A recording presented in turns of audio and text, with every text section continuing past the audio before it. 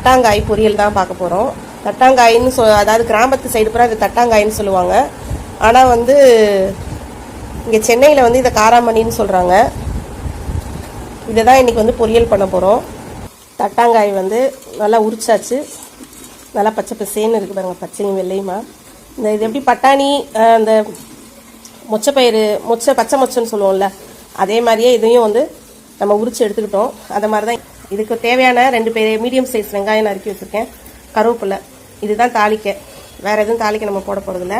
இதுக்கு ஒரு மசாலா அரைக்க போகிறோம். அந்த மசாலா என்னன்னு காட்டுறேன். இதுக்கு வந்து ஒரு 10 பொடி பல்லு தான் போட்டிருக்கோம். இது வந்து நாட்டு பூண்டு, அதனால பொடி பல்லு 10 பல்லு பூண்டு போட்டிருக்கேன்.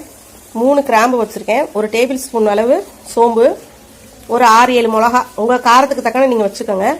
இவ்வளோ தான் வைக்கிறேன். இது ஒரு 2 பத்து தேங்காய், 2 பத்து தேங்காய் வந்து நறுக்கி வச்சுருக்கேன். இது எல்லாத்தையும் ஒன்றா சேர்த்து அரைச்சிக்க போகிறோம். இதுதான் இதுக்கான மசாலா. இது பாருங்கள், நம்ம அந்த மசாலாவை அரைச்சாச்சு. இதுக்கு வந்து நம்ம வெங்காயம் கருவேப்பிலையை போட்டுடலாம். வெங்காயத்தையும் போட்டுடலாம். வெங்காயம் நல்லா வதங்கட்டும்.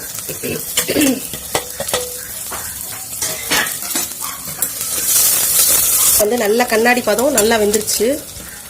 இப்போ என்ன பண்ணிடுறோம், அந்த மசாலா அரைச்ச மசாலா இருக்குல்ல, இந்த இதோடு சேர்த்து ஊற்றி நல்லா வதக்குவோம். பச்சை வாசனை போக வதக்கணும். இதில் பூண்டு, மிளகாய், அதுக்கப்புறம் சோம்பு போட்டுக்கோம்ல, அந்த பச்சை வாசனை போகிறதுக்கு இதை நல்லா வதக்கி விடணும். சிம்மில் போட்டு கொஞ்சமாக நல்லா வதக்கி விடுங்க. நல்லா வதங்கட்டும் இந்த மசாலா. அந்த மசாலாவோடய நம்ம என்ன பண்ணிடலாம், அந்த பயரையும் போட்டு வதக்க ஆரம்பிச்சிடலாம். நான் அந்த மசாலா வதங்கிட்டு இருந்ததில்ல, அதோடய அந்த பயரையும் போட்டு வதக்குறேன். அந்த மசாலாவோடய அந்த பயிரும் சேர்ந்து வதங்கட்டும். நல்லா மசாலா போக மசாலா வதக்குறோமோ அவ்வளோக்கோல இது நல்லா டேஸ்ட் கொடுக்கும். நல்லா வதங்கிருச்சு இந்த மசாலாவும் பயிருமா. இப்போ ஒரு டம்ளர் தண்ணி அளவு ஊற்றிடுவோம். இது ஏன்னா வேகணும் இல்லையா, வேகிறதுக்காக நான் 1 டம்ளர் தண்ணி அளவு ஊற்றுறேன். நீங்கள் 1/2 டம்ளர் தண்ணி கூட, உங்களுக்கு வந்து திக்காக வேணும்னா 1/2 டம்ளர் ஊற்றுங்க. கட்டியாக வரும் பருப்பு, இந்த பயிறு.